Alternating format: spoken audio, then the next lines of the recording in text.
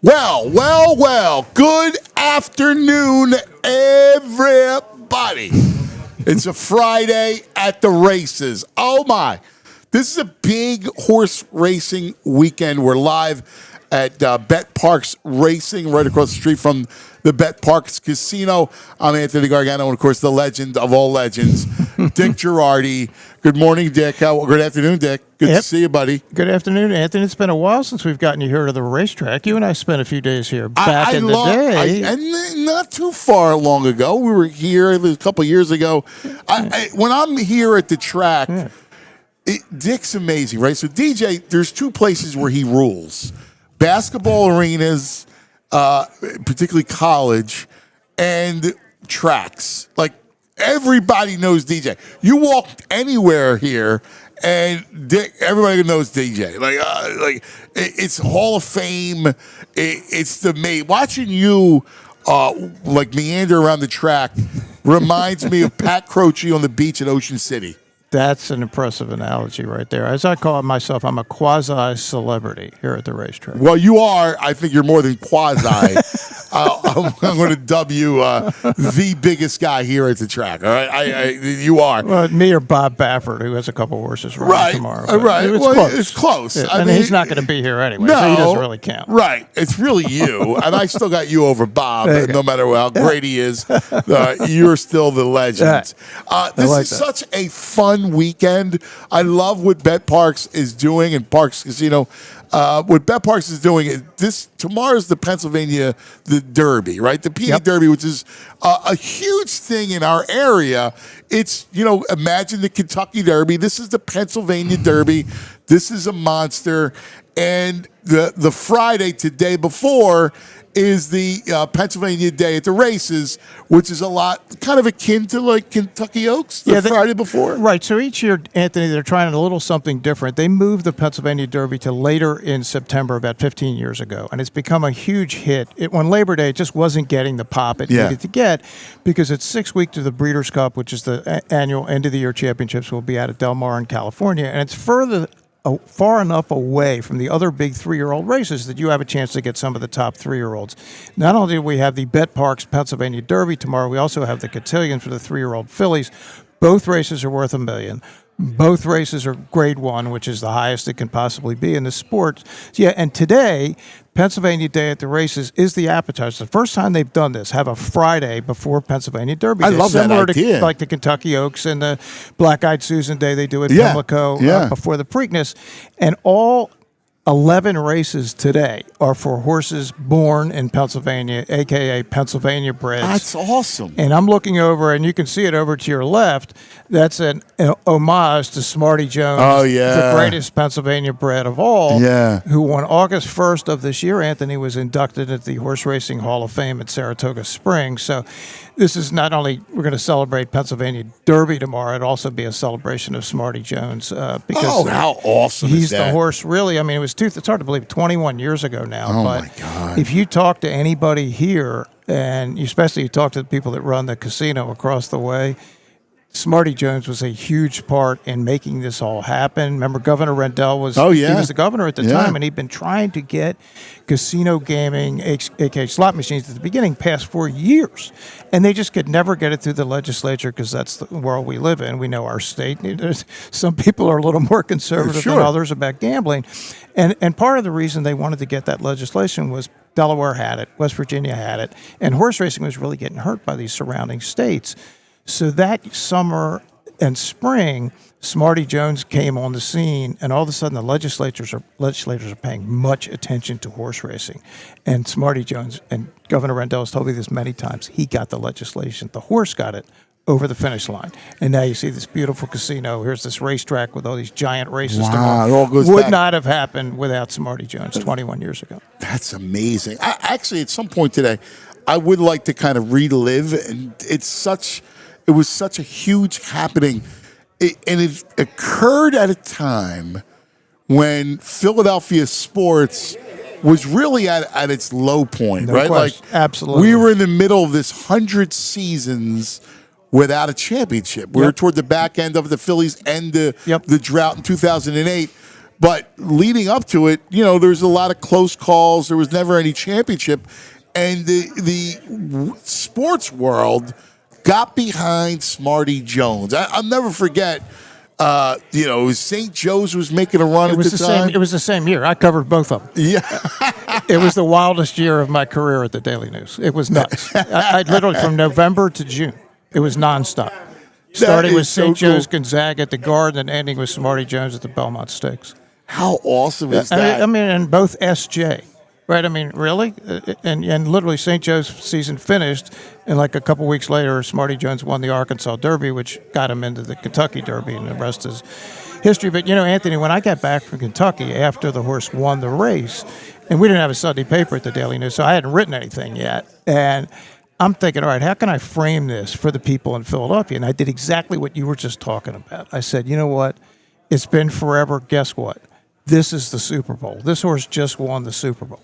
The Kentucky Derby is the Super Bowl of the sport. Yeah. Now, people got nuts when he didn't win all three, but that's like winning 3 consecutive Super Bowls. Right, exactly. People that didn't follow horse racing didn't understand that. That they said, oh, he lost the Belmont. Well, no. He was phenomenal. And just to get to that stage, how about this stat? In the history of horse racing, Triple Crown, been 150 years or so of this, only 4 horses in history have gotten through the Preakness undefeated. Smarty Jones is one of them. Wow. That's how hard it is to do. In the history of the sport. Right, 150 years worth of Triple Crown racing. It's only happened 4 times. Jeez.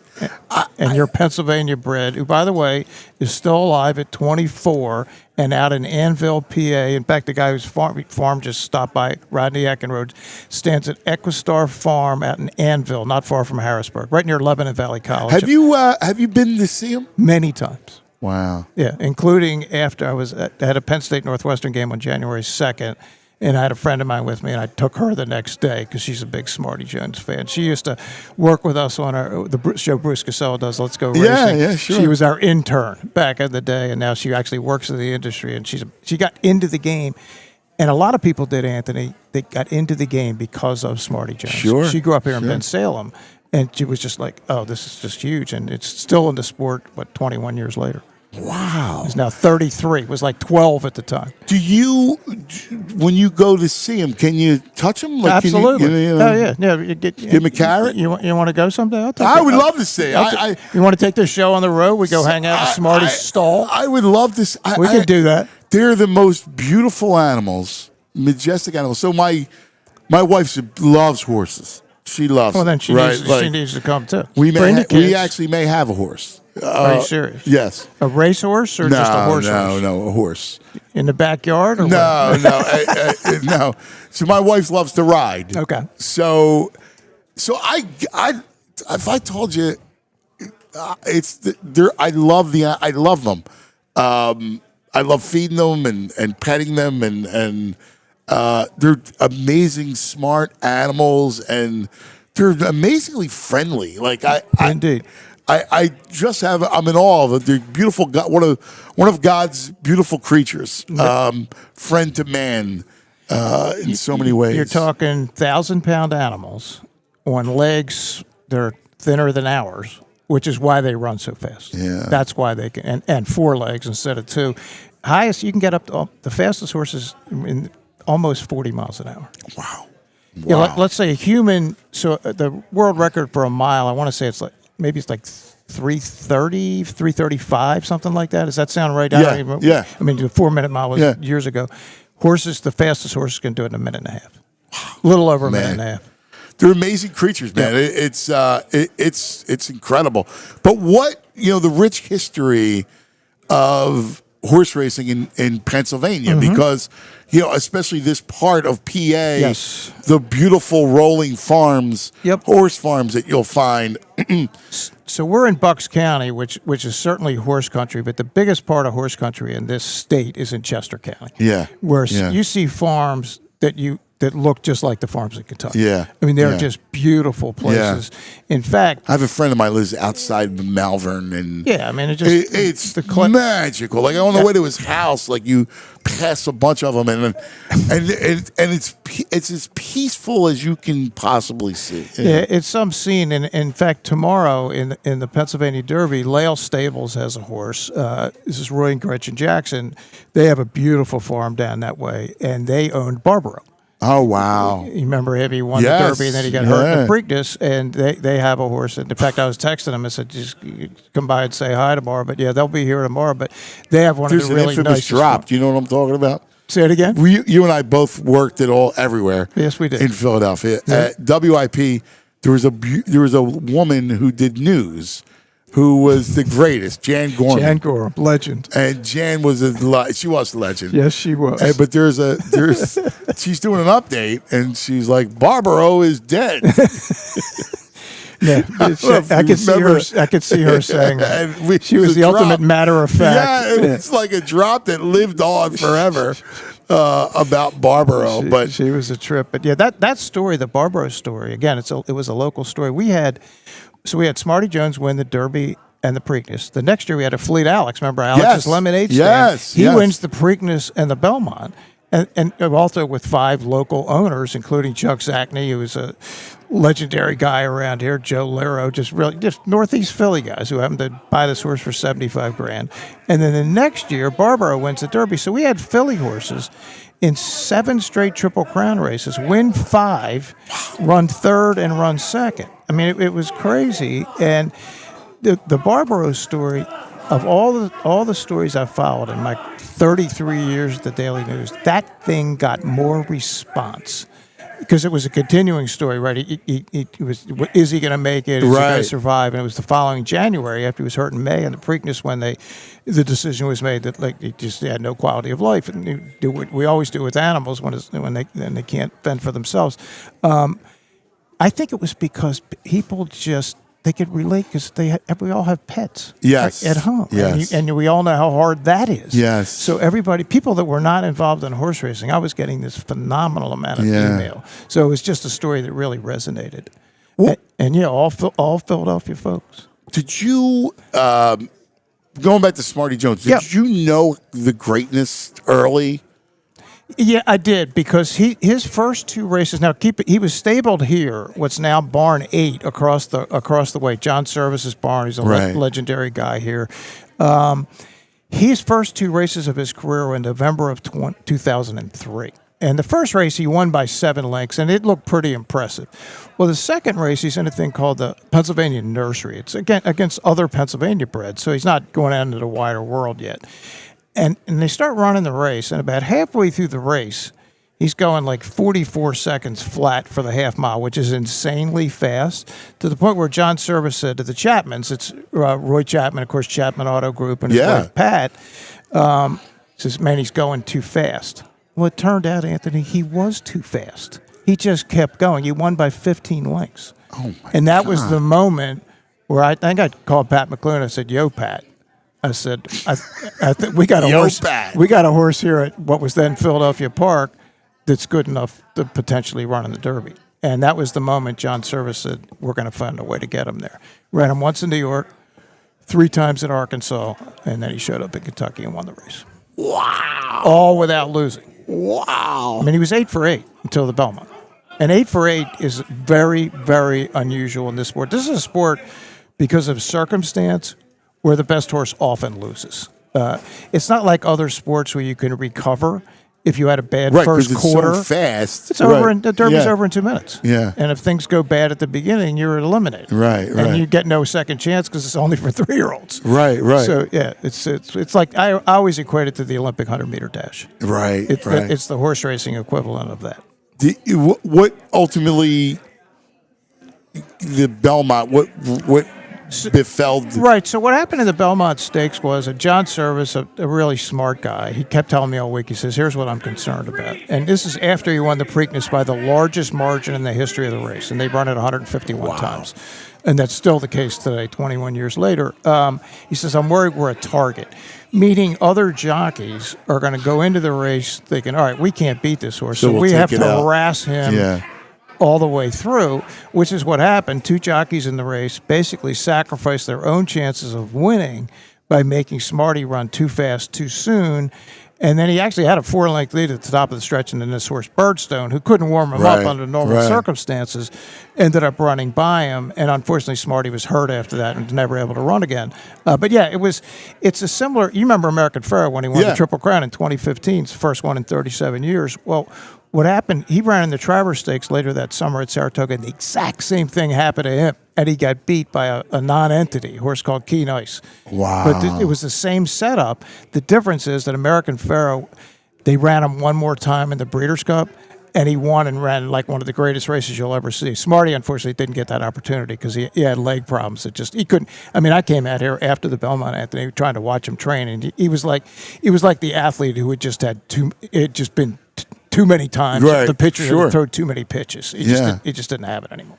So where are we at with the state of PA horses? Yeah, I think the state, because of Act 71, which was AKA the slots bill in 2004, is in one of the best spots of any state in the country, which is why we're able to have these $2 million races tomorrow. Why the purses here at Parx on a daily basis, they typically run here 3 days a week, Monday, Tuesday, Wednesday, are so big in relation to some of the surrounding states. Now, they're not as big as New York and Kentucky, but they're bigger than all of Parx would be like a AAA track. It's not the major leagues are California, New York, Florida. Kentucky, Florida, but it's the top of it. And you can have days like this because they get money from the slots across the way. That's a very significant part of the purses. And what it's also been able to do, they have things here that almost no tracks in the country have. All the horsemen here have all their medical is covered. All the trainers. Oh wow! They all have the pension plan, and that's all because of this bill that Governor Rendell and also should mention his state senator here for years, Tommy Tomlinson, who represented this district. He retired a couple of years ago. They were very instrumental in it, and ultimately it led to them being able to put this gigantic building up across the street.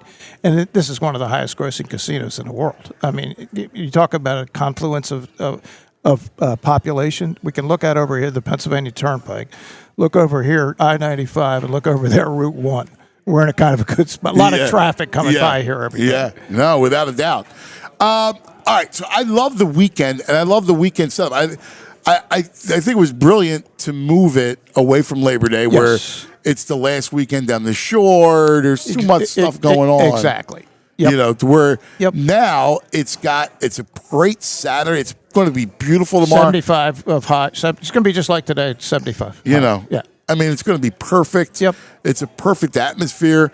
I could already feel the buzz on a Friday. I mean, you know, it's already starting to hop. And this time tomorrow, we start at 11 a.m. tomorrow. So this place it'll be packed. There won't be a whole lot of room to move. And the day this thing really blew up, Anthony, was 2014. You remember California Chrome? Yeah. Won the Derby, won the Preakness.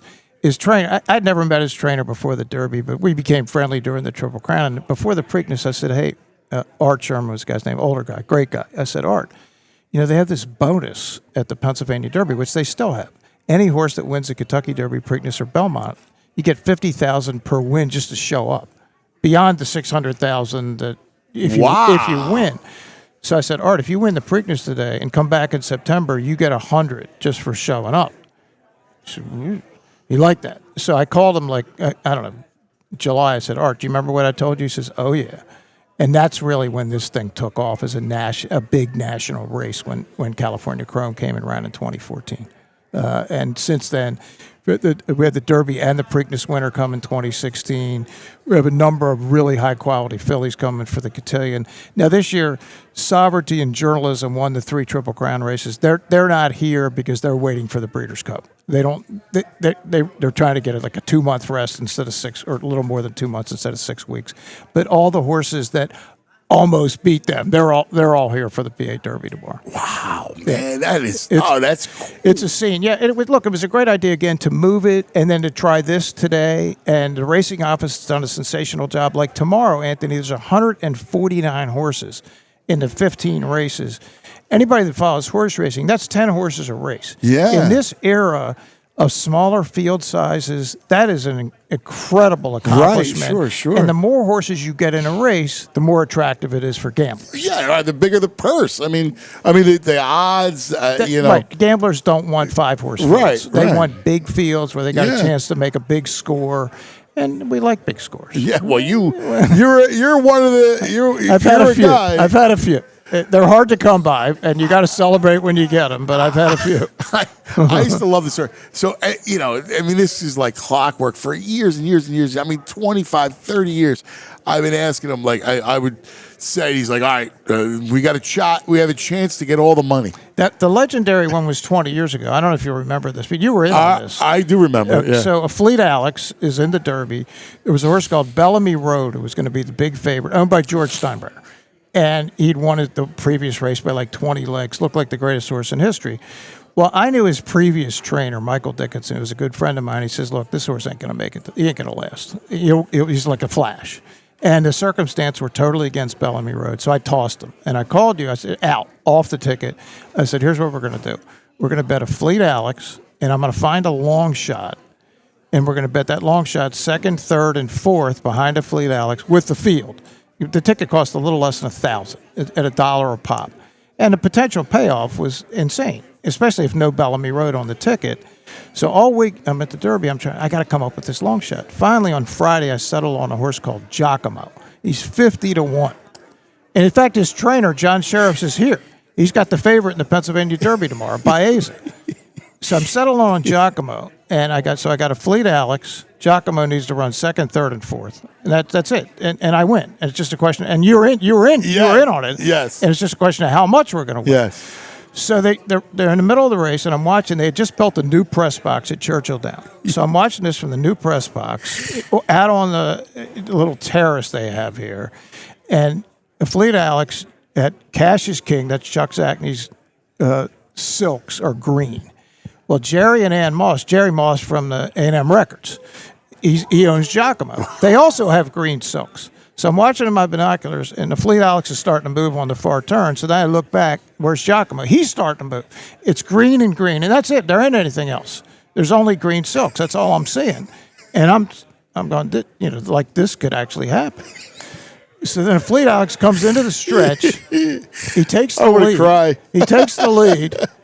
And then here comes Giacomo, who's supposed to be running second or third or fourth.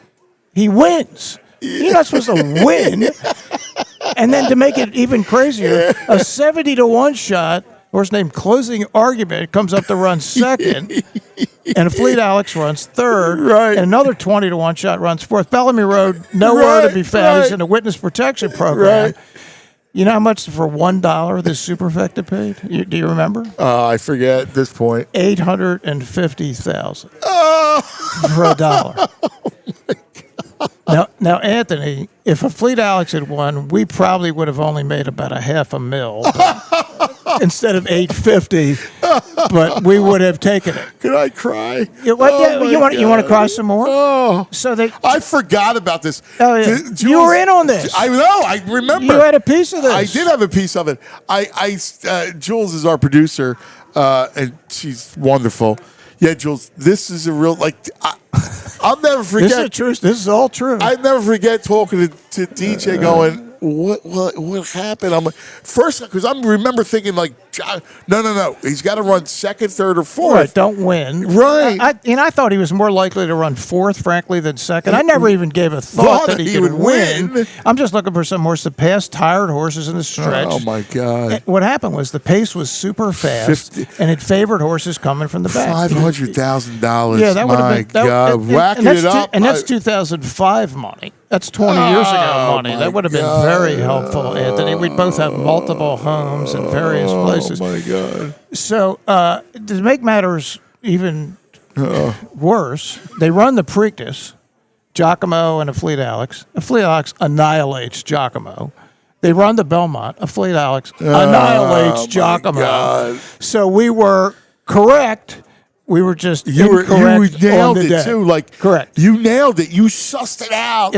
Like your mind, you have a beautiful mind. The horse racing, like when it comes to these horses, the way you suss it out is just brilliant. Like you set it up, man. That to me, I didn't win, but that to me is the single greatest bet I ever made. Yeah, and it was a loser, but that's just the nature of it. And the second best, and you'll appreciate this. It's only 6 years ago now. So I'm at Santa Anita. We're playing the Breeders' Cup betting challenge, where you put up 10,000, they give you 7,500 in real money. Just try to run it up as high as you can. So it's Friday and Saturday. It's 2 days. All day Friday, I'm trying to find a way to get to a horse from Parx called Spun to Run, who's going to be like 10-1 on Saturday. And I'm trying to get up to like 10, 12,000. I'll bet it all. Try to get over 100. You need like 100 to win, and it's 300,000 prize money for first. My So you're playing for this prize money, right? So it's huge. So, and all day Friday I stink. I can't do anything right. I'm like 0 for the day, and I'm down. I start Saturday. I got like 2,000. So I can't, and that's not enough to bet on this horse to win.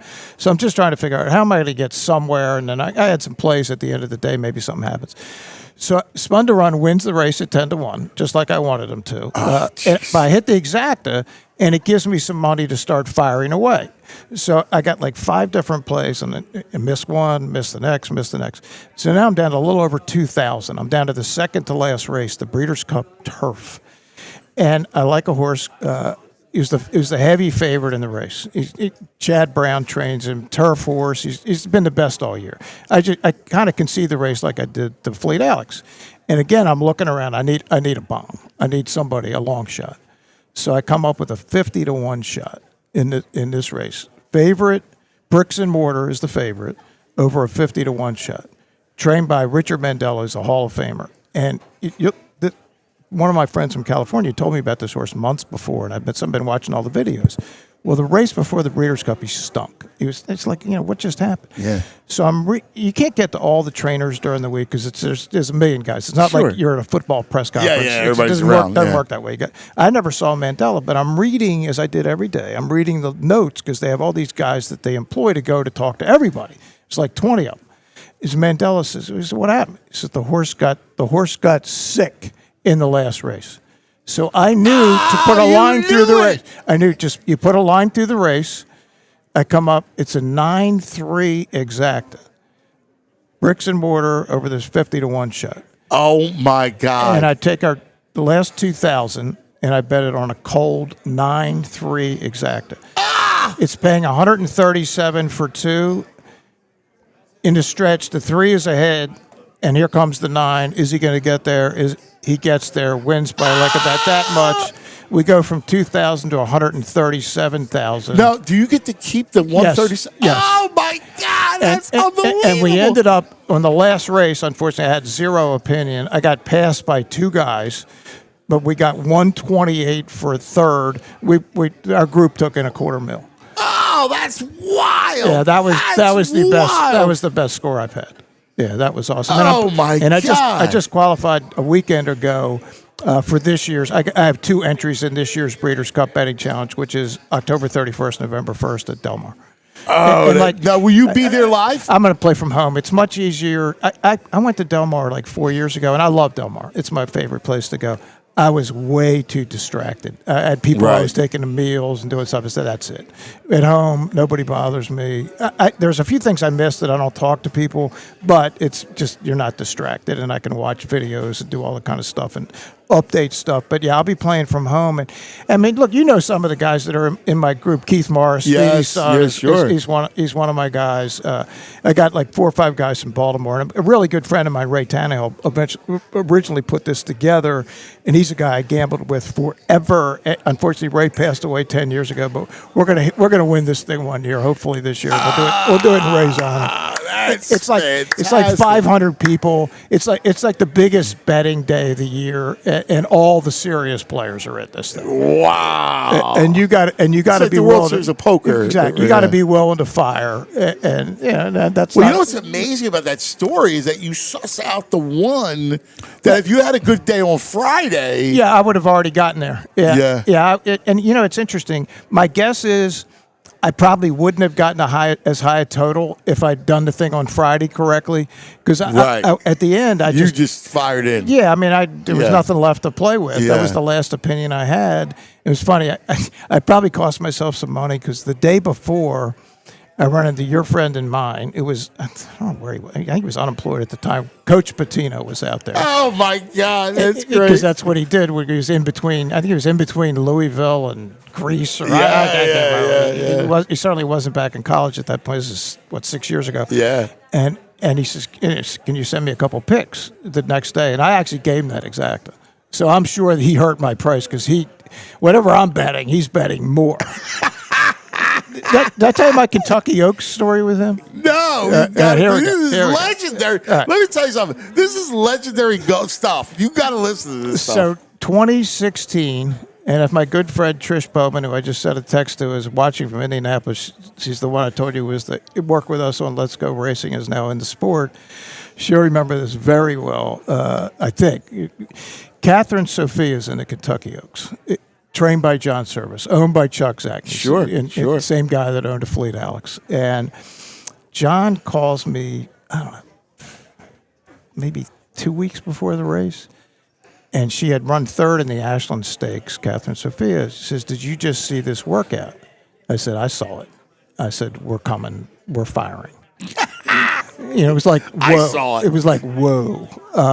So the night before, Dana O'Neill, who you know well, yeah, Pat Forty, terrific writer now at SI, they called me and they said, look, Patino, he was in Louisville at the time, he's still coaching. He says he's going to have a dinner. He wants make sure you're there at Jeff Ruby's, which is a big downtown steakhouse in Louisville, right on the Ohio River. So I go down at the end. Mick Cronin is there, now the UCLA coach, huge horse guy, nut, complete maniac. Rick, of course, has owned horses for years, loves to gamble. So Rick, at the end of the day, says, just give me one horse all weekend that you absolutely love. I said, Catherine Sophia in the Kentucky Oaks. This is not complicated. Just bet whatever you want. So in the morning, he sends me a text. He goes, are you sure she can go the distance? And I send him back a text. I say, Coach, you coach your team. I'll pick the horse. She won easy. You coach your team. I'll pick the horse. Yeah, that's a line. That was a very good day. What did she go off at? She's like, I want to say 4-1. And I caught the exact. Wow. In fact, he texted me when I was getting on the plane 2 days later to come home. And he said, how'd you do? I said, my bag is a lot heavier than the one I brought.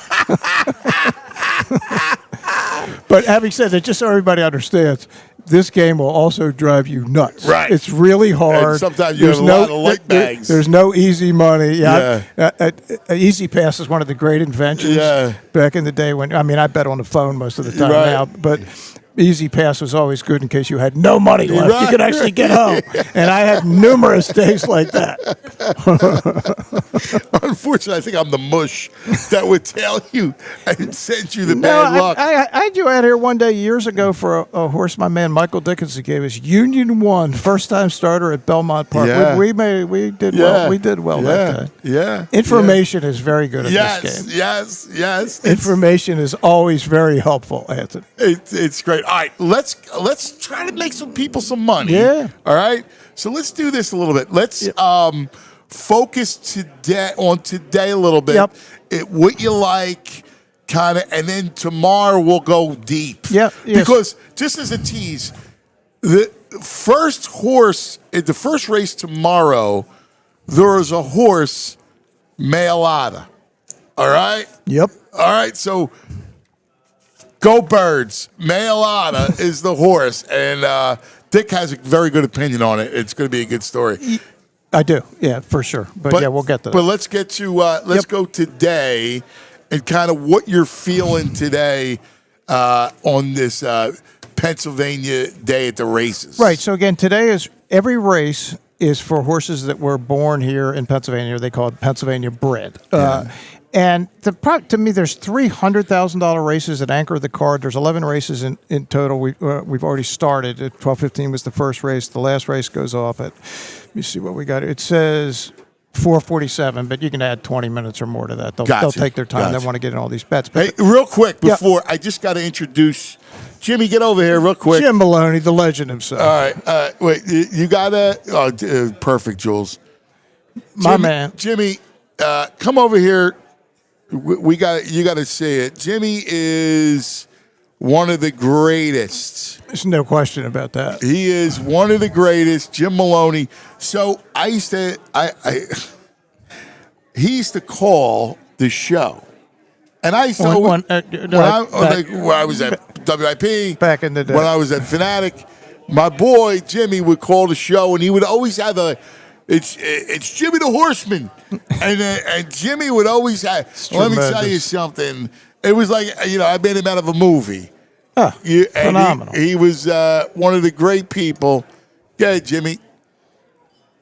It's tremendous. My man's got more Put artifacts. That down, right? He's got more artifacts. There you go. Horse racing artifacts than anybody on earth. He would come by my remotes and he would bring me like a Sports Illustrated from 1979. And say, look at this. Of course. Because you had it all. What do you say, Jimmy? What's up? Long time no see. How you doing, buddy? Hanging in there. Yeah, it's great. You know what? Come over. Well, you don't need to be. He's good. You stay there. I want him. I want him completely focused. Absolutely. Because you are one of the legends here. Oh yeah. Yeah. Of course, I'm sitting with the legend, right? Does it get better than Dick Jerardi? No, it doesn't. How you doing? All right? Yeah, we're hanging in there. Yeah, good.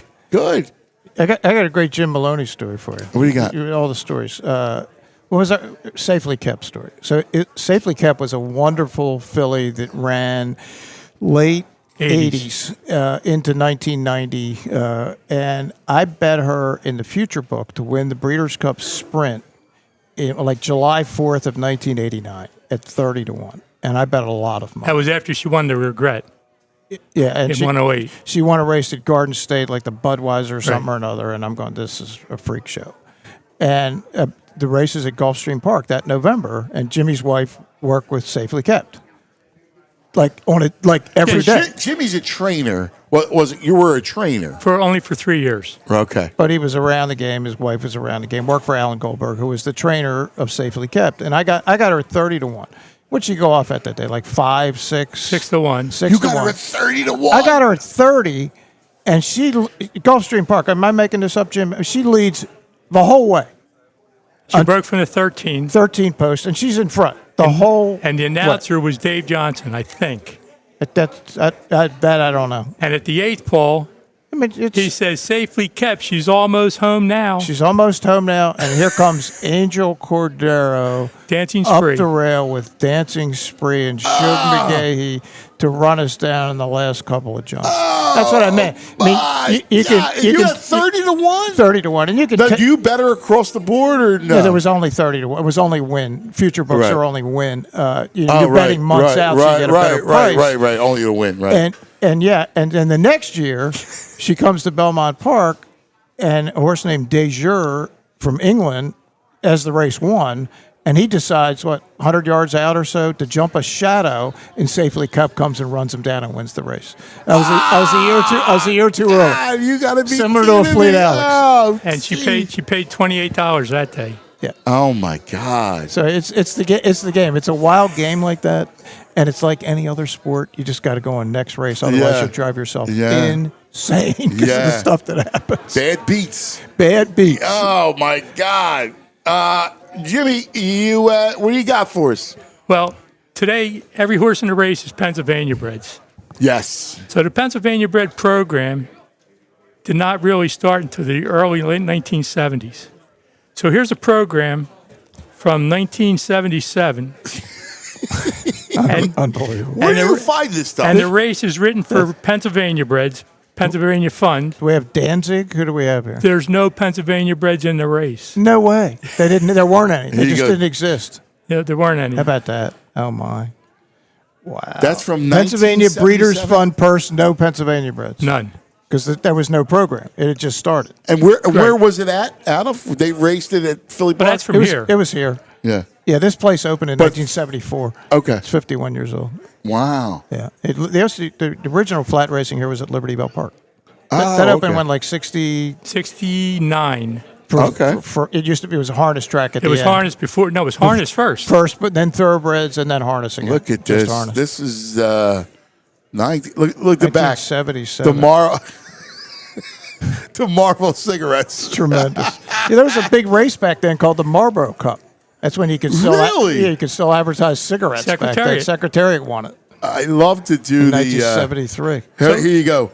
A winning ticket to dining pleasure, Blair Mill Inn Restaurant, Hatboro. I've been there many A times. great I know international restaurant and bar, superb continental and Chinese cookery. So in that program, it's still there. That I don't think it's open anymore, but the building is still there. It's right on York Road in Hatboro. Oh my in God. that program there, Bill Mott trained 3 horses. How about that? He was stabled here. Yeah, and Bill Mott is a trainer of Sovereignty who won the Derby in the Belmont this year. Oh, that's cool. Yeah, he's been That's around good stuff, forever Jimmy. and ever and ever. You got a pick for the people? I liked Baeza. Named after the legendary jockey from back in the day and trained by Giacomo's trainer, John Sherman. No way, really? Also trained Zenyatta, the great filly that won 19 in a row. Wow. She finished second in her last race. She was 19 for 20. I've seen almost all the PA Derbies. I believe this is the strongest field ever. It doesn't have the standout, but it has the depth. It's a really good group. Yeah, we'll get to it. Cool. We'll get to it later in the show. But yeah, it's one of the people that love to gamble. It's like it's a plot. You got to figure out what's the plot here and who's gonna survive. It's like how we talk. Like I love NCAA tournament time. Dick and I always do, and we come up with the game script. All right, what's the game script? Right. They're going to come out early. They're going to press, and it's the same thing. You're come up with the plot is the game script of the day. Yeah, and Jimmy, that's horse racing, right? It's like, can you see the race and who's going to benefit from it and who isn't? Yeah, I mean that's the key. I had a nice little score at Woodbine in Canada on Woodbine Mile Day, which is their Pennsylvania Derby Day. It's their biggest day of the year. King's Plate might be bigger, but anyway, it's a big day. And there's the race, the Woodbine Mile, that I see. There's a horse that's going to be in front, and there's a horse coming from Europe who can't lose. And I just see, all right, the horse in front's going to be in front till the horse from Europe passes him the last 100 yards, and that's exactly what happened. Wow! And the next thing you know, I vault up to the top of the standings in this contest. and again, and just so everybody understands, you can always tell the people at the track that are losers, the ones that tell you they always win. Right. Trust me, I've had many brutal days. Do you just got to make the good ones count? There was a great show, I was so mad that it got canceled early. It was on HBO. Yes. Luck. Yeah. And it was a brilliant show. No I loved it. It was a guy that did Hill Street Blues. Yeah, it was so well done, and it was all about the inner workings of a track and the characters. Jimmy, did you see it? I saw a couple episodes. Yeah, I mean, did it not ring very true to you from somebody who spent time? Sure. Yeah. The characters were great. Yeah. Yeah, and David Milch wrote it, and Jay Hubday is a good buddy of mine. He's one of the great horse racing writers in the history. He was one of the script writers. Oh, it just didn't last very long. Yeah, it's a shame. It was a great show. Yeah, absolutely, I thought it was fantastic. No question. Jimmy, we love you. It's great to see you, buddy. I got one question for you. Yeah. Is your son playing football? Both of my sons are playing football. My oldest, Anthony, is a defensive end and a tight end, and my Massimo is a quarterback, and he also plays travel baseball. There you go. Yeah, Awesome. so I'm coaching 3 sports. I coach basketball, baseball, and football. That's so awesome. And I love every second of it. In fact, later tonight, Anthony has a game. He goes to St. Augustine in New Jersey, and they have a game tonight. And he won't play. It's JV. It's the varsity. Right. He plays JV. He's a sophomore. Awesome. But tremendous. It's all. Thank you for asking about. So that. he would only be in a case of emergency or a blowout. He played in the blowout. They won big last. It's a pretty good program. Yeah. So they won big last week, and he played. So it was cool. But he's got a little. If he gets a little bigger and he grows, he has a chance to play on Saturday. Maybe. That'd be great. If not, I just want him to enjoy his Have fun. high school. You know Enjoy what I mean? life. But he's got to get bigger, and I got him with a trainer, and he loves it. I only do it because he loves it. Like he you don't force him. No, a little nudge here and there. I'm not gonna lie. If you like it, you got to go all in. Right? That's kind of how I look at it. Jimmy, do you have the program for the first Pennsylvania Derby? Not with me, but I do have 1979, he's got the program. Woody Are you Stevens, serious? Woody Yeah. Stevens was the trainer, and Smartin won the race. Yep. No way. Yeah, 1979. 1979. And it's been run every year since then except 2. Wasn't run in 2020, COVID year, because they moved the Kentucky Derby to September. They just weren't going to get any horses. And in 2006, Anthony, you'll like this, they were putting slot machines in the racetrack before the casino was built.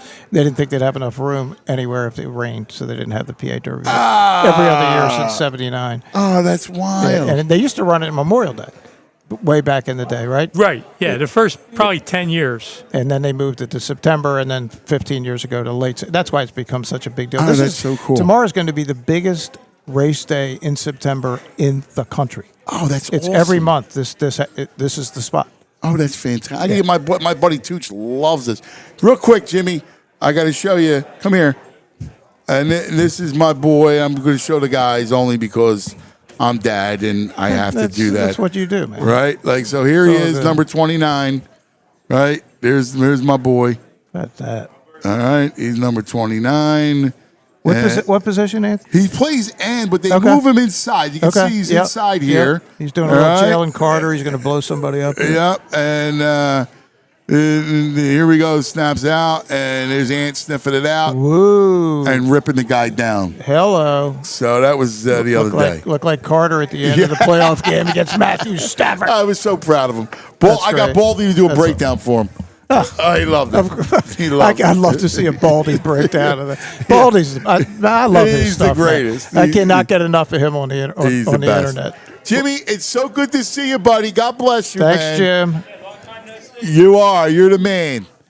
All right. So we'll get to tomorrow. I promise. We're going to go through a lot of it. Yep. But today, what do you got for the people today? So there's 11 races. We've run a couple of them already.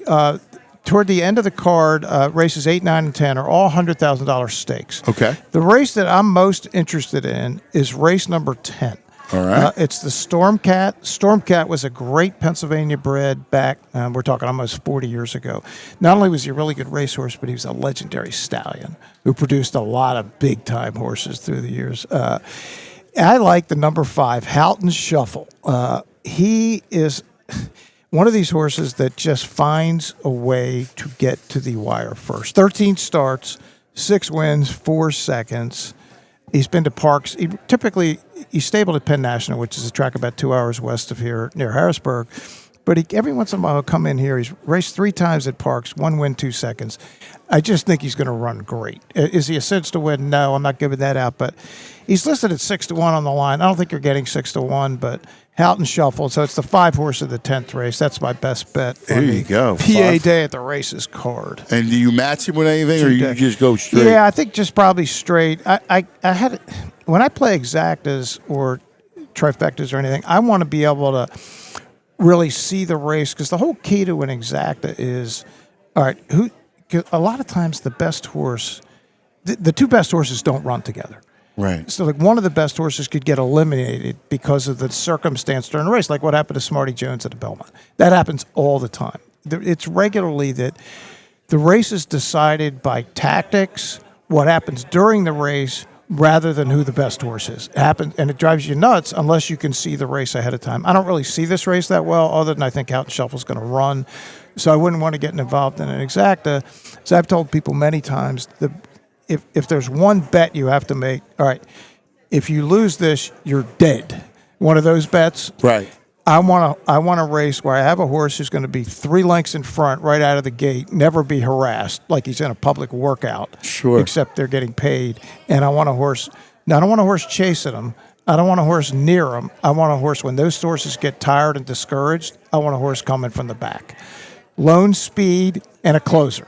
That's the best exacta in the sport. And Wow. and I've cashed a lot of big bets that way because That's you awesome. see the race. Right, right. And I've lost some too because the closer sometimes passes the horse. Right, in front. right. And everybody says, well, why didn't you box them? Meaning use it both ways. I said, I didn't see it that way. Right. I bet my money on what I see, and you got to be able to live with the consequences. That's awesome. That's all. Yeah. But if you're that's right, awesome. you make a big score. You make the score. But if you're wrong, and you will be wrong a lot. In this game, you're wrong much more than you're right. Well, but the idea like is baseball, man. Like Yeah, you hit 300, you're great. it's a great analogy. And the idea is it's really simple how to keep score out here.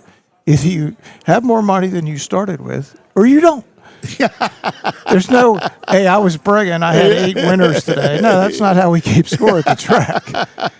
And so you can go 1 for 10 and win money if it's the right one. Right. And I've had a lot of 0 for 10s too. But I typically it's a rare day when I'm betting 10 races. I mean, I'll focus on 2 or 3 because the way when I'm looking at races. Like the Breeders' Cup, for instance, I'll start working on that 3 weeks out because I have a general idea of what's going on. There's 14 races over 2 days. If you try to do it at the end the way I do it, you just don't have enough time. So it's interesting because it's kind of like sports, right? Like if you're going to bet the NFL, you don't want to bet the card because you can't. It's impossible. Nobody's that good. To handicap every game and get it all right. Yep. So you pick the games that you feel really strongly because if you just look at a given Sunday, and I think the analogy works here. It's apples to apples. On a given Sunday, like you're going to have some races or some games that are just impossible to tell. Absolutely. Like, there's the variables, and invariably the game winds up, 24-21, and, but there are other games where you see the matchup, you see, what team can't stop the run, you can see how this one guy's going to put up a lot of yardage. Like, you could suss it out that way and follow a game script, and it's like that with racing. Yeah, there's no question. It is, and again, you want to be able to see it. Another one, and you were with me for this one, St. Petersburg, 1999, UConn Duke. Oh, yeah. And in the paper that morning, and I wasn't betting. I mean, I was betting on the games I was covering, but I picked UConn. And Duke was like one of the great teams in college basketball history. They had Elton Brand. I mean, they were terrific. Corey McGetty was the sixth man. Yeah, I mean, they were ridiculous. And Trajan Langdon and Will Avery and Shade Battier. I mean, they were a great team. And they were favored by like 9.5. Yeah. And I said to you, Anthony, this is the wrong matchup for me. UConn with Rip Hamilton from Coatesville High was their star. Yeah. And I mean they had only lost twice all year. Yeah. But Duke, and I call it at the track. I call it RIP, reputation induced phenomenon. Oh, I love it. Duke was a reputation induced favorite, and look, they were terrific. But there's no way in the world they should have been a 9.5 point favorite. It was lunacy. It was complete madness. In fact, if I had been gambling, I would have bet UConn on the money line, right? Because I would have gotten a big number that night. And again, I picked them in the paper. Everybody said you're nuts. And they end up winning the game, and it was an easy story for me to write. My brother is a huge UConn fan. He was there. He stayed with me that year, so I knew the whole thing. And then a couple years later, I'm out in Detroit, and I picked Michigan State to beat North Carolina. And after 2 minutes, I said, "I'm so wrong." And but that's the nature of it. That Final Four. Am I right? It was Michigan State was in the Final Four. That was the Flintstones. Ohio State was the fourth team. Ohio State was Cal. Scooney Penn was the star for Ohio State. Well, local kid. Jim O'Brien was the coach. And it was Izzo's first great team. What was Cal in that? No. Like Sweet 16. Cal could have been UMass. Yeah, I thought no. No, he was gone. He was gone from UMass. Cal, University of California. Tony Gonzalez. I thought they made a run that year. Well, what year are we talking? Tony Gonzalez. Think of years. Tony Gonzalez was on the team. Remember that Cal team? Yeah, I do. Was that they actually beat Villanova and Steve Lapis in round 2 in '97. I want to say. Okay. Cal beat Villanova. Villanova had Tim Was Thomas. that the Kentucky year? Yes, that was the year Kentucky played Arizona for the title and lost in overtime. Yeah. They had won the year before. But, 99. Who was the actress? Ashley Judd. She was the. Wait, Jules, you'll love this story. She was the huge Kentucky fan. Remember we were in St. Louis hanging out with Ashley Judd? You, me, and Ashley Judd? We were hanging out with Ashley Judd. We were big with Ashley. Yeah, she loved us. She was happy she to hang walked out in with us. in the press room. We were talking to her, and she was like, hang on. Yeah, she had a T-shirt where there wasn't much left of the imagination, my God. as I recall. I remember, like, hi, Ashley. Yeah, she was just starting to become a big star at that she was point. awesome. But she grew up in Kentucky, and she was a big Kentucky hoops fan. She was at all those games back in the day. She's probably a big horse racing fan. Oh, for sure. She did. NBC had her do the voiceover at the beginning of a number of Derby broadcasts. Oh, really? Yeah. She's awesome. She's huge. All right, let's dive into it. All right. So let's go tomorrow. Where do you want to start? You start with Mailata? So, let's do that. So we got 15 races tomorrow. All right. The first post is at 11:05. Okay. The last post it says here is 6:30. That's not going to happen. Think 7 o'clock or later. Sundown. Whatever comes first. So in the first race, it's what's known as a maiden special weight race, Anthony. It means for horses that have not won a race, aka a maiden. Right, that's where it comes from. So these are 2-year-olds, horses that are just starting their careers. And Mailata is number 5, and this is his second start. And Danny Gibson, who you just met a minute ago, is my host on Let's Go Racing, the show that Bruce Casella produces on every Saturday on NBC Sports Philly at 10 a.m. She told me that in his first race, he was crazy. They couldn't get him under control. He ran off on his way over. Then he was running around in the paddock. That's not good for a horse. I mean, they're just not good because all of a sudden all the juice is gone. Yeah. Well, I watched the tape.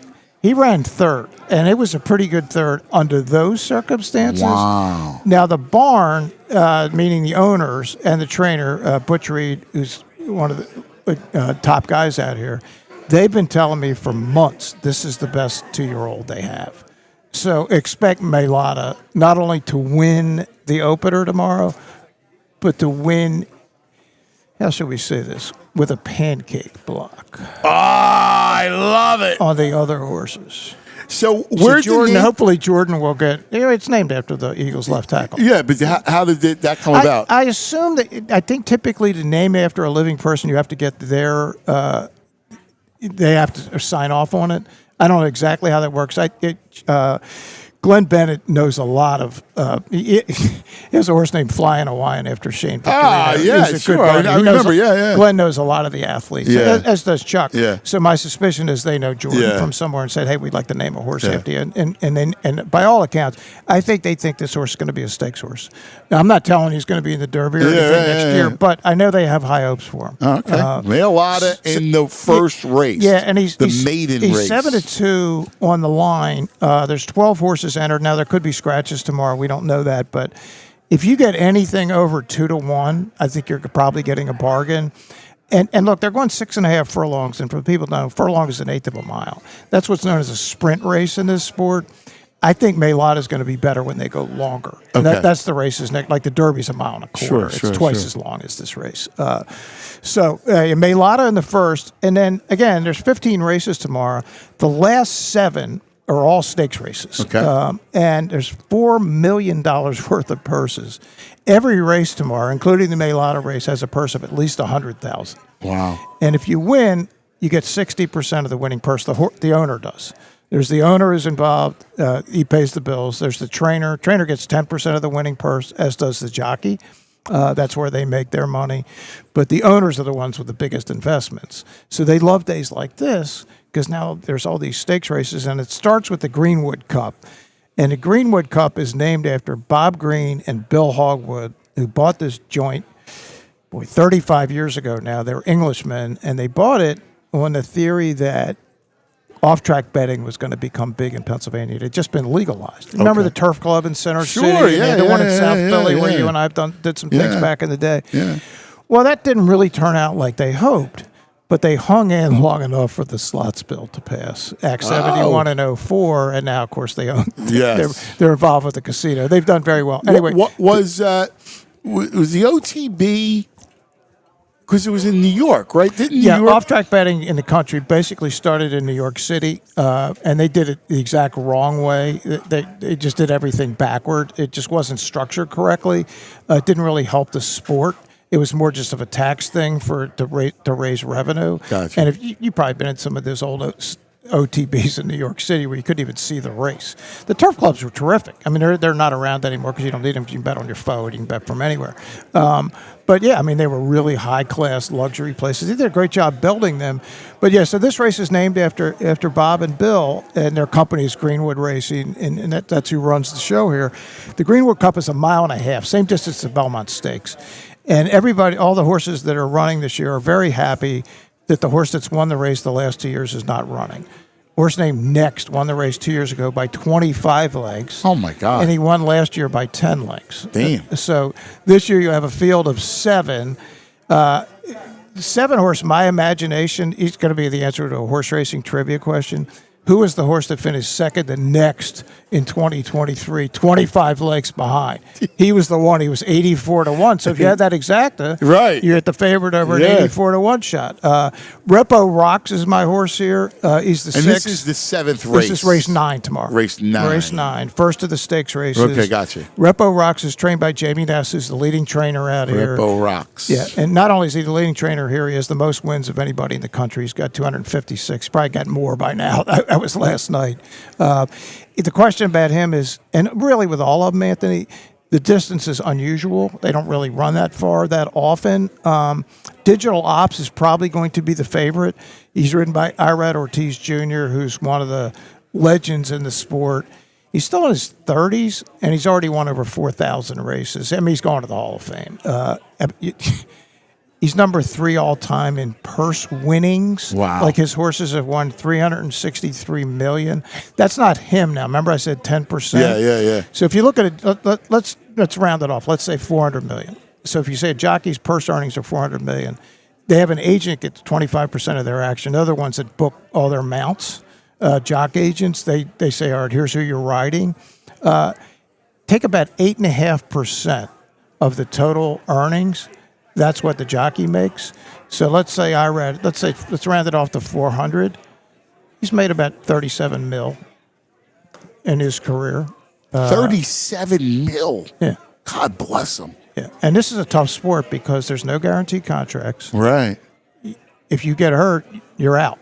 Until you're not hurt. Right. Everything is on. I mean, it's what sports fans are screaming about for years, right? Yeah. We don't want these guys getting a guaranteed contract and they lay down and don't show up. We could name a few people in this town and other places that's happened to. But yeah, I mean, if you're a jockey and you get hurt, you're out. But yeah, it's the top guys can make big money, but it's a hard game. Yeah. And as I've told people to come to the track and try to get out here tomorrow. I mean, it's going to be a great day. And try to come out the rest of today. Yeah. It'll be awesome. But when you watch the races live, go down by the rail, well, there's an ambulance following the field. That's why. Yeah. Because jockeys get hurt. Yeah. And it's not like a race car driver. Right. You have no protection. Yeah. And you fall off a horse going 40 miles an hour. Bad things going to happen sometimes. Repo Rock's not one of my best bets for tomorrow. But yeah, the Greenwood Cup, that starts off the stakes races tomorrow. All right. And if you can't get out here, and please do, we want you to get out here. If you can't, tune in 4:30 to 7. NBC Sports Philadelphia. Bruce Casella is the executive producer of the whole show. My man Terrence is our producer. Mike Mulligan, who does the Flyers games for NBC Sports, is our director tomorrow. Lafitte Pinkai, who does great work on Fox for the New York shows, he's hosting it. I am actually going to put a coat and tie on tomorrow, Anthony. You're wearing a coat and tie. Coat and tie. It's my annual coat and tie day. Yes. I will be the analyst. Maggie Wolfendale does a phenomenal job up in New York. There's Butch Reed. How much is my Lotta going to win by tomorrow? I was just telling. I just told Anthony he was a lock, Butch. That's his trainer. My Lotta's trainer just walked by. He's a cool guy. Yeah, he's a good dude. Maggie Wolfendale, everybody's familiar with her that follows the sport. She does a lot of the Fox shows in New York. And Danny Gibson, who you met a few weeks. And Maniac Malloy, who does a lot of work for Parx. Oh, he's Maniac great. is going to be in the. He'll be outdoors doing some hits as well. We're on for 2.5 hours. 4:30 to 7. NBC Sports Philly. Yes, sir. To watch if you can't make it out, what you need to do is just come out here and DVR us. You can watch it later. But if you can't make it, then check us out. Yeah, that's awesome. Yeah, it's fun. What a great place. This is a beautiful building. You love great bar. It's 51 years old, built in 1974. Yeah, it's dynamite. All right, so the first stakes race. Yep. Repo Rocks. That's for me again. Not the best feel I have the whole day. Race 10, which at the moment is scheduled for around 3:30. It'll probably. I'm sure it's going to be later. The Liberty Bell, 150,000. We're going to do 6.5 furlongs. Again, a furlong's an eighth of a mile. That's a race. People, the racetrack here is 1 mile in circumference. So the races that are 6 and 7 furlongs like that, they'll start on the other side of the track. They'll run around the turn and then come to the finish line, which is from Anthony Harris. They're basically sitting, I don't know, 50 yards or so from the finish line. If you take a walk straight out, it's out there. It's a good field. It's a bunch of females. Mystic Lake is coming off a huge win at Charlestown. I like Carmelina. Is trained by Butcher Reed, who just walked by here. Her last race was the best of her life, and she's always had this. There's something more there. She's always been good, but you were waiting for the breakthrough. The last race was the breakthrough. She's got 8 lifetime wins. She's ridden by Paco Lopez, who leads the country in wins this year. He's closing on 300. Carmelina probably is one of my best bets tomorrow. Carmelina, wow. Number 7 in race number 10. Will she? What kind of price do you think She's you'll get? 5-2 on the morning line, and I think that's it. A lot of it depends on what happens with Mystic Lake. Mystic Lake, and I don't know. Mystic Lake is entering a race in Florida tomorrow. I'm not sure if she's in Florida or she's here. Okay. So if she's not in the race, because she'll be the favorite if she's in the race. Right. If she's not in the race, Carmelina has a way better chance of winning, but the price will not be nearly as good. Gotcha. So Carmelita in race 10 for me tomorrow. All right. The Liberty Bell. Of course, you got to have the Liberty Bell. You have to have the Liberty Bell. How can you not have the Liberty Bell? That's right. You're at Parx. You're in That's it. Yeah. All right, so we continue. Again, 15 races tomorrow. Yep. Big fields.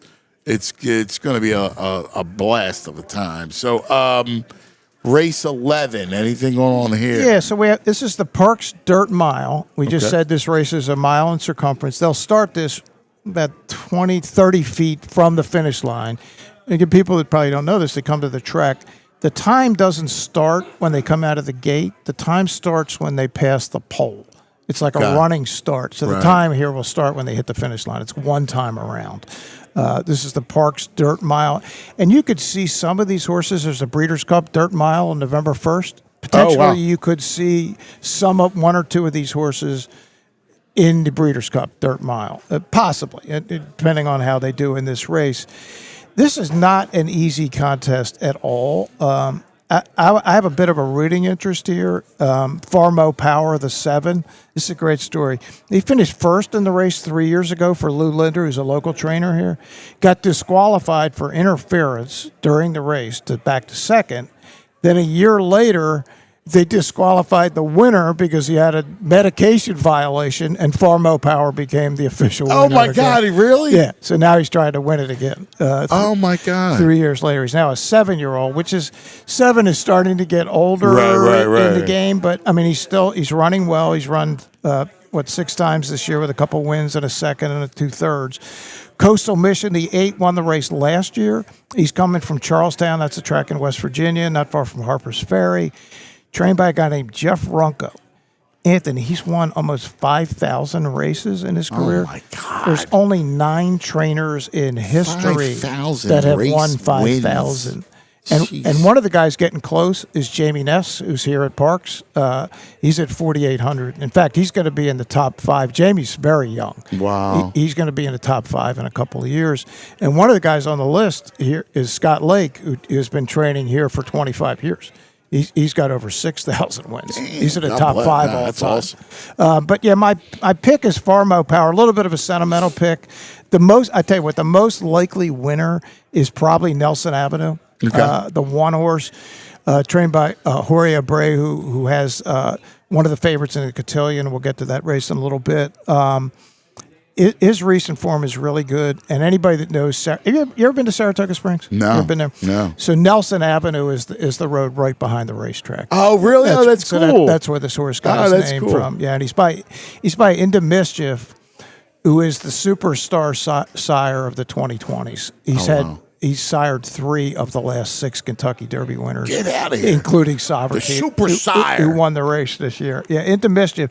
Let's say you want to buy a mare.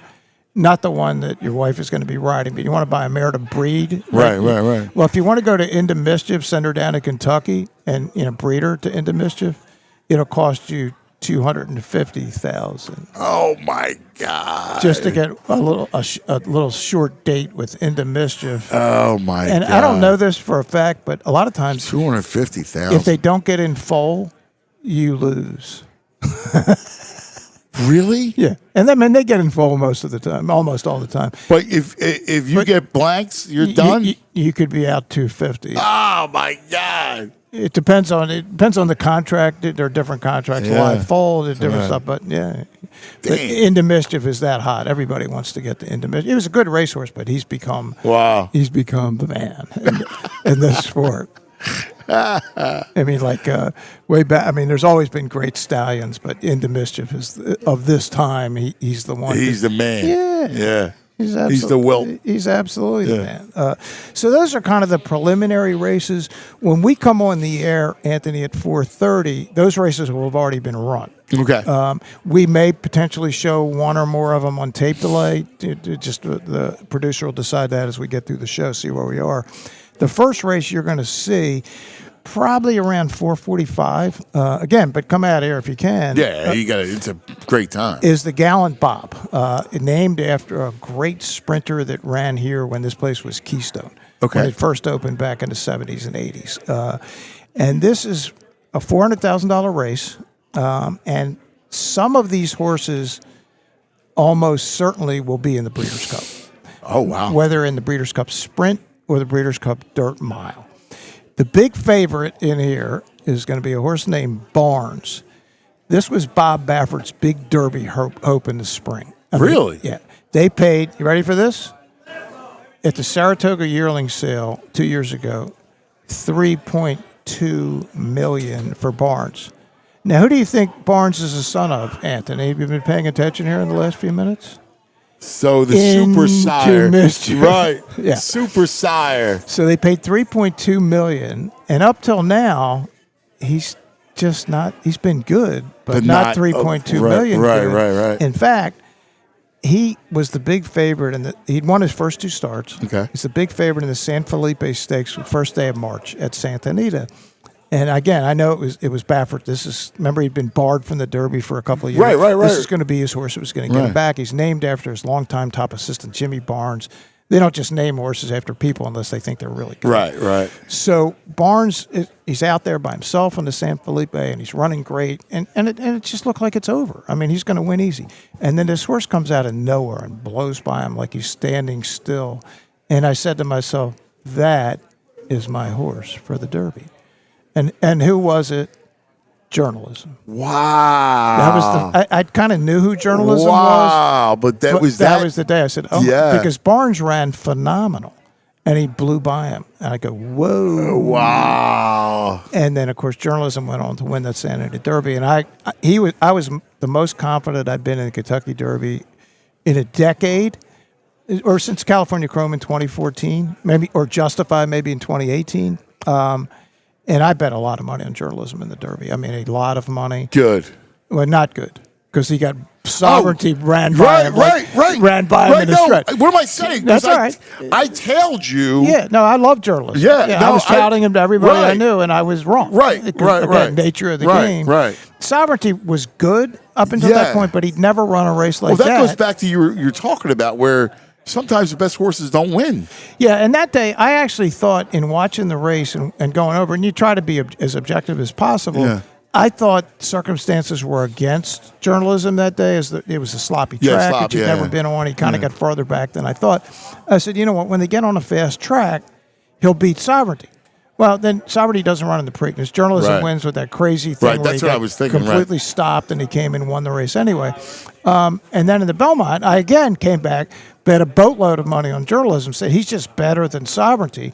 And journalism ran phenomenal in the Belmont Stakes at Saratoga. And Sovereignty ran by him again, like he was standing still. And that's at the point where he just goes, well, I was just wrong. Right. But that's, what again, did the you nature see of in Sovereignty? You know, his trainer's one of the greats in the history of the game, Bill Mott. He's one of these guys that he just... and I've told you this, the analogy would be like, again, Rick Pitino in the NCAA tournament. Forget what they look like in February. Right. What do they look like in March? Right. The great horse trainers, forget what they look. Sovereignty lost his race before the Derby, but that wasn't the race he was trying to win. Right. These guys just have a way of getting them to be at their best in the biggest moments. And again, I didn't see it in any of his races prior to the Derby. But since the Derby, I mean, he's 4 for 4. He's been unbeatable. He's the favorite right now for Horse of the Year. Now, he'll run in the Breeders' Cup, and it'll be the strongest field he's ever faced because it's not just 3-year-olds. There's older horses. Journalism will be in there, but last year's Breeders' Cup winner, Sierra Leone, will be in there. It'll be it'll be a world-class field, and it'll be a fun race to watch. Do you have an opinion on it yet? I had an opinion, but unfortunately the horse I was liking is not going to make it. He had an injury. It's actually a horse called Nisos for Baffert, but he's got problems.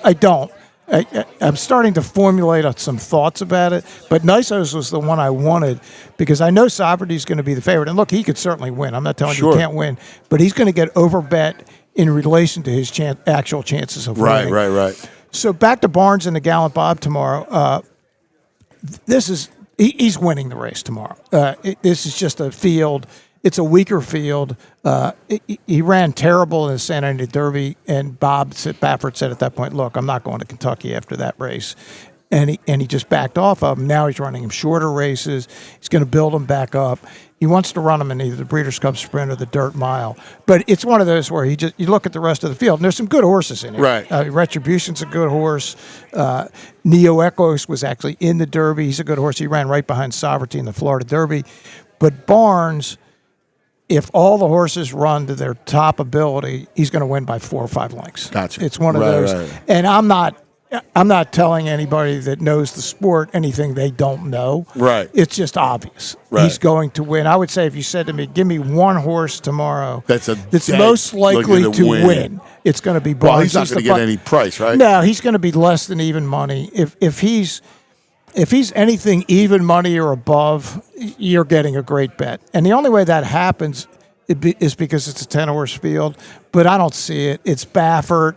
Yeah, I mean, he just attracts money in general. Yeah. The horse costs $3.2 million. People like me would look and say, "Oh, it's Baffert." He's the one guy. Right. He's the one guy that transcends the sport. You don't follow it, but you know who he is. Exactly. Everybody does. Oh, He's the white-haired guy that wins the Derby, and he's won 18 Triple Crown races. Yeah. A quick Baffert aside that you'll like. So Baffert wins the 2015 Triple Crown with American Pharoah after it hadn't been run for 37 years. So 3 years later, he runs a horse, and I want to say, this is mid-February maybe? Just runs an incredible race, like in his first start. And a good buddy of mine, Tony Sinise, he's from Altoona, used to work with Roxy Roxborough. He was the guy that did Roxy's college sports for years, Las Vegas sports consultants. So he calls me, he says, hey, look, I think we can get a future book on this horse at 40 to 1. I said, what's the limit? I said, just bet the limit. Because no horse had won the Derby without running as a 2-year-old in like 100 years. Wow. So they're thinking it's never going to happen again. Right. Or 150 years, whatever. It was insane. But the whole sport had changed where horses are running less and less, and it was going to happen. Well, this horse was the fastest 3-year-old by far off his first race. And most people are saying, well, there's no way the trainer will do this. Well, it was Baffert. That's his goal. He's running in the Derby.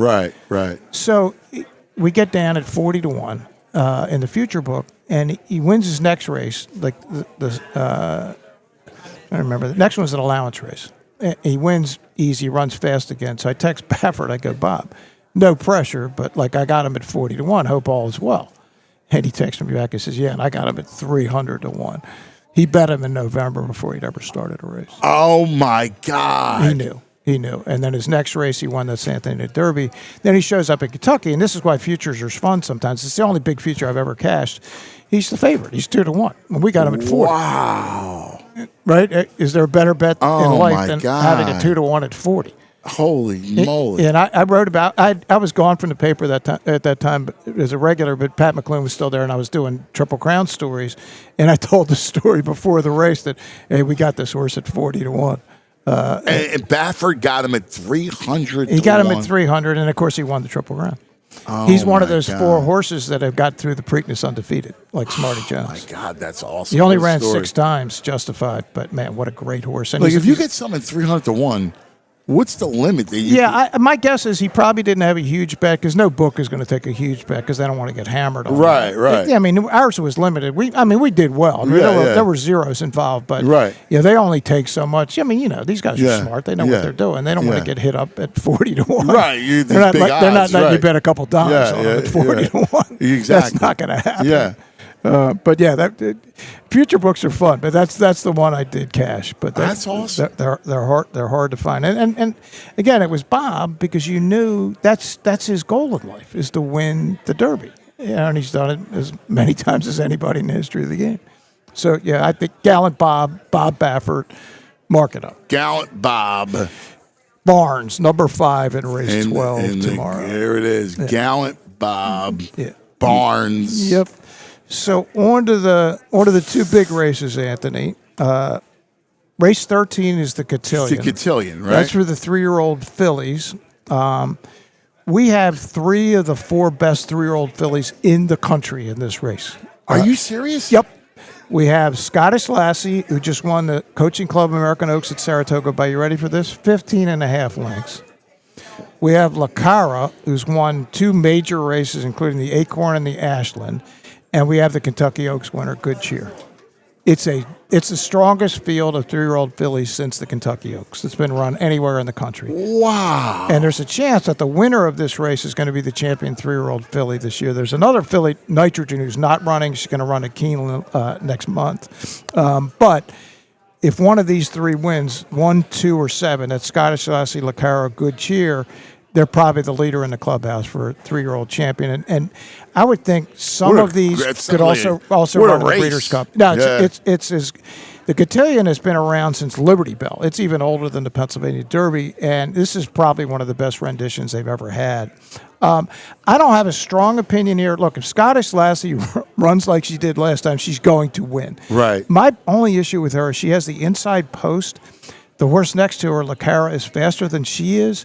She's going to put some pressure on her. Right. And there's another horse, Indy Bay, who's also fast. It's just going to be a harder situation than she had in the race where she won by 15. So it's just a harder race to see. Again, she could win, but it's going to be and commensurate with the price. She's liable to be the favorite. I don't love Good Cheer because I just don't know that she's actually fast enough. But she's been favored in all 9 of her races. She started 7 for 7. She's been beaten in her last 2. But this race sets up for her running style perfectly. They're like the Scottish Lassie's going to be out there, La Cara's going to be out there, Indy Bay's going to be out there. Good Cheer's the one that's going to be sitting 4 or 5 lengths off. When they start to get tired, here comes Good Cheer. That's how I see it. Wow. But Good Cheer, my biggest issue with her, and she's trained by Brad Cox, who's one of the best out there. She's just not super fast. She doesn't run big numbers. Give me a big number somewhere along the line. That's the only downside there, but. Great race. I mean, like a great race tomorrow. That looks like fun, man. That'll go off probably around maybe 5:45-ish. Once again, we've been talking about, but 4:30 to 7 is the broadcast. Yep. NBC Sports Philly. So you want to make sure that you're if you're not here, right, which is going to be a party, tune it in. Yeah, and try to get here, again, because you can DVR it, and then you can say these guys were clueless at the end of the day. They didn't know anything or whatever. No, that's not true. Nature of the game. So on to the PA Derby. We got 10 horses in here. Good field. Again, we don't have Journalism or Sovereignty because they're waiting for the Breeders' Cup. But we have Baeza, who is the horse he's 3rd in the Derby, 3rd in the Belmont, 2nd behind Sovereignty in the Jim Dandy Stakes, 2nd behind Journalism in the Santa Derby. It's a breakthrough, and tomorrow's going to be the breakthrough. Gotcha. His last work last Friday, which you can watch on XBTV for those total degenerates like me that watch all those kind of things, was as good as I've seen all year. He's a horse who always had the talent. He was a little behind. He was playing catch up. Like Journalism and Sovereignty were racing last year. Baeza didn't make his debut till early December. So it just was taking him a while. And check this out. He's by McKinsey. He's a stallion who's the winner of the 2018 Pennsylvania Derby here, another Baffert horse who, by the way, has won this race 4 times. Wow. And it's out of a mare named Puka. This is the Puka Nakua. Well, how about this? Puka raced 17 times, won 4. Her last win was at Suffolk Downs in Boston on the turf. Yeah, it doesn't sound real exciting. Right. Well, Puka was the dam or mother of the winner of the 2023 Kentucky Derby, a horse named Mage. Also the mother of last year's Belmont Stakes winner, Dornick, who was the horse that Jason Worth was involved with. Yeah. And is also the mother of Baeza. Wow. Talk about bloodlines. 3 in a row. Oh, my God. Right? And is by the Pennsylvania Derby winner from 2018. So, yeah, Baeza, and is trained by John Sheriff. So I mentioned earlier, he's the guy that had Giacomo beat at 50-1. At the great Zenyatta. Great guy. I talked to him earlier, which is really, he's just turned 80 this year. Just a wonderful guy. He's been around the track forever. I like John. He's good people. Baeza is my pick, but this is a wide open race. You got Magnitude, who when he runs well, really runs well. He's won a couple. He's trained by Steve Asmussen, is the all-time leading trainer in wins in history. He's closing on 11,000 wins. Yeah. He's dangerous. Gosker is the horse that looked like he had the Preakness won until journalism caught him. Yeah. Also looked like he had the Haskell at Monmouth Park won until journalism ran him down. No journalism. He's dangerous for Brendan Walsh. Goal-oriented. Our man Baffert is back. He's by a really good sire, not this time. And I haven't loved all of his workouts, but he's very inexperienced, Anthony. He only started in April. And he was good enough to run 3rd in the Haskell. He's right behind journalism, and it's Baffert, so you have to take him seriously. But Big Truz, Goodfield won the Ellis Park Derby. Moplex won the Ohio Derby. It's a really, really good field. So Sandy, I mentioned earlier, that's the horse that's owned by Lale Stable, Roy and Gretchen Jackson, that own Barbaro and is ridden by Kendrick Carmouche, and anybody around here at Parx knows him. If there's a Mount Rushmore of great jockeys here, he's going to be on it. He's been riding in New York for the last decade. He finished 5th in the Saratoga standings. He had 29 wins up there. Kendrick is a great guy. He lives in Delaware. He's from Louisiana. Oh, really? Oh, that's cool. One of my all-time favorite people. Great guy. So how would you attack if people are looking? Yeah, so I'm thinking probably the 8-9 Exacta is going to be the one most people are going to use, I would think. I think Big Truz is the horse at a price who has a chance to be 1-2.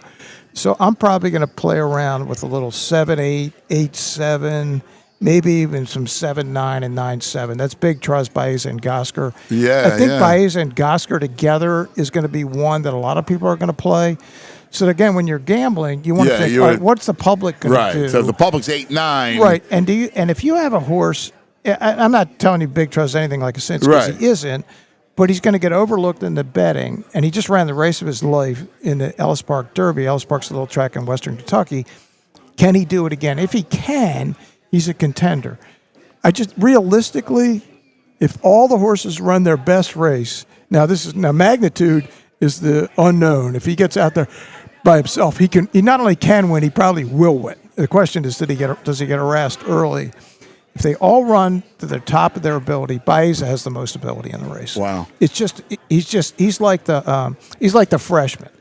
He's now getting to be his senior year. Right. He's figured it out. And when you watch him work, I just saw him in his stall today. I saw him on the track the other day. You can see it's all coming together. What do you look for in a workout?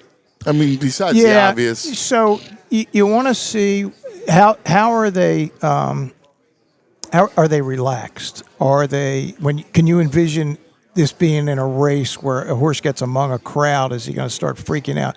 The analogy I always use for people: what's easier to drive on a little country lane up here in Bucks County or the Schuylkill at 5 o'clock this afternoon? Right. Horses are the same. They don't like to really be in a whole group. They like to be by themselves. That's one of the reasons I like Baeza here. He's got the 8-post. He's away from the crowd. But yeah, when you're watching works, and sometimes like his last work was with a stablemate, so you get to see him run against another horse. What I didn't know until I asked John Sheriffs about it the other day was I didn't know who this other horse was because he'd never run before. I said, "Who's this horse?" He says, "We think he's our second best horse behind Baeza." Oh, he just wow. wasn't ready to run. I said, Right. and Baeza ran away from him. Wow. That told me even more. Yeah. So yeah, you're looking for that. You're looking for how do they finish? Or they look like they're getting tired? What's their stride look like? And you got to know your trainers too. Like Baffert has a pattern. When his good horses are going to run great, the workouts scream at you. That's why, again, Golarani could win. I just haven't loved the workout pattern when I'm watching it. So, and I wasn't really into that till about 5 years ago. I've gotten into it because in this game, if you stay the same, you get passed. You got to come up with different ways to look at things. Sure. And workouts didn't used to be televised. Now they're especially the ones in California, they're all taped. You can go watch them. So you'll go in and you'll just sit in the lab. Yeah. And almost like Andy Reid. Precisely. Yeah, That's exactly right. Yeah. And you got to, for me, I'll pace myself. And you'll be watching like the Breeders' Cup, when this contest that's October 31st, November 1st, on September 1st, I totally changed my diet. There's no sugar. There's no sodas. I can tell you look really good. There's nothing. Yeah, you look real trim. Yeah, there's nothing until after November 1st when hoop season starts. I'll put on a few pounds because you're traveling. I mean, you know that deal. But yeah, because I want to be able to concentrate for longer periods of time, and I found out that diet is huge for me. It's huge to be able to concentrate. Yeah, I've had protein. You got to be more protein. I've had nothing but water for 20 days now, or 19 days. So just you're 20 days of water. A lot of shredded wheat. Yeah. Little raw almonds, salmon. All the stuff that's good for you, which I do not do all year. I wish I could tell you I did it all year, but these 2 months I need to. I need to be locked in. I love it. There you go. He's locked in. Yeah. So there you go. I love it. Well, this is such a great weekend for Pennsylvania, for sports, for Pennsylvania racing. It's an awesome thing. We still got stuff happening today. Correct. So please, if you're getting off work and you're looking for something to do, come on down, man. Street Road in Ben Salem, in between 95 and Route 1. It's fantastic. And then tomorrow, once again, 11 a.m. gets it started. 15 races, lots of action. It's going to be. There's 7 stake races. There you get the 2 big ones at the end, the Cotillion and the Pennsylvania Derby. It's going to be a blast. I mean, lots of stuff. And don't forget, if you can't get there, 4:30 to 7, DJ and his crew. Coat and tie. NBC Sports Philly. We never see him in a coat and tie. It's my annual event. You got to make sure you DVR that. You can say you've actually seen me in a coat I'm going to DVR it, and then I'm going to tweet out, like, wow, look at him, man. I even got a haircut. Looking like $1 million. I even got a haircut for this like 10 days ago. Yeah, you got to look good for television. Oh, man. Well, that's going to do for us here at Parx Racing, Street Road Ben Salem. Thanks to our friends at the Parx Sportsbook online casino app, Parx Casino, which sponsors the whole thing. It's always a blast. Don't forget to download the app for the weekend's games. Any thoughts on Eagles-Rams? Until somebody beats the Eagles, what are we talking? 18 of the last 19? Does that sound about right? Yep. And the only game they lost, Hurts got hurt in the first quarter to Washington. And Rams are really good. Yeah. Matthew Stafford's amazing. He is. I like the Eagles until further notice. Yeah. Look at that. All right. From the horse's mouth. Minus what are we, 3.5? What's that? 3.5. I'll give the points. Yeah. Listen, everybody's talking about this the offense and open up the pass game. They are. And AJ Brown they're going to have to score. Is going to have a day. I can totally see it. There you go. But listen, lots of fun over the weekend here right in Ben Salem. It's beautiful, man. Bring the family. Family loves it. It's great stuff Picnic for that. Area outside. Yeah, it's awesome. Kids. It's a lot of fun. Thanks for hanging, everybody. And don't forget 4:30 tomorrow on NBC Sports Philly. Sir. For the great Dick Jerardi, I'm Anthony Gargano. And, of course, thanks to Julia Hoff, who produced and did a wonderful job. Everybody, good luck, all right? And enjoy the races.